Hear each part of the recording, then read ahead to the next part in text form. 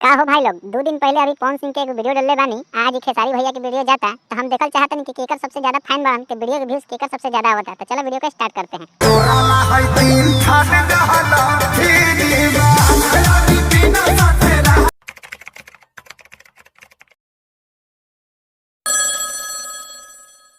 का हो खेसारी भैया, अरे मर्दवा तू तो यूट्यूब पर बवाल मचेले बड़ा, पर पवन सिंह कहत नहीं कि हमरे चलल बा हमरे चले।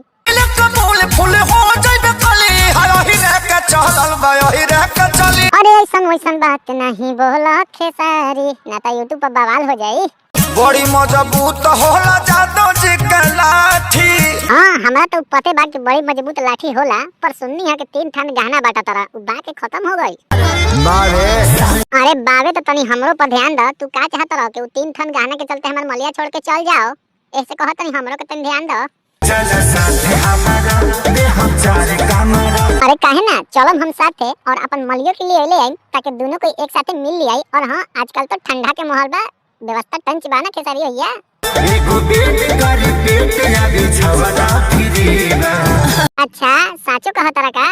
हां ठीक बा, हम आइम अपन मलिया के लेके। पर हाँ, एक समस्या बा, हमारा पास पैसा वैसा नहीं के, खाना उना के व्यवस्था तो बाना वहाँ पे। खाना और पीना साथे रहना फिरीबा। वाह क्या बात है भैया। और हाँ, वो बतिया तो याद बा ना 3 ठान गहना वाला के भुला गेला तू। तोरा है 3 ठान गहना फिरीबा। हाँ है, इतना हम खुश बानी कि का हम तो के बताई। वैसे हमारा के पैसा डॉलर में देवा कि कैश?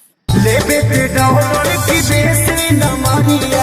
अरे भैया, डॉलर वॉलर के चक्कर में के पड़ जाई। तू हमारा के देसी नंबरिया दे दिया तबे ना ओढ़निया बिछा के ओकरा पे देसी नंबरिया उड़ाई। अच्छा अरे हाँ हो भैया, अपन मलिया पर नंबरिया उड़ाई तबे ना खुश हो जाई। वैसे और कुछ मंगईबा की ना हमरा इला पे?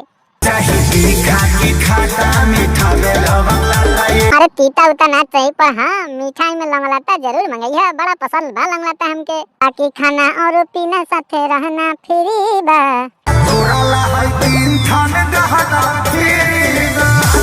अरे छोटका ये भैया से खेली नहीं खेल जी।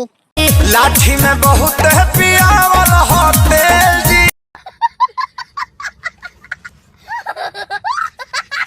वैसे ई बात तो हम भूलिए गए रही कि पैसा लेवे कहाँ आवे के बा, इहो तो बता दे जगहिया हमके। अब जिला छापरा।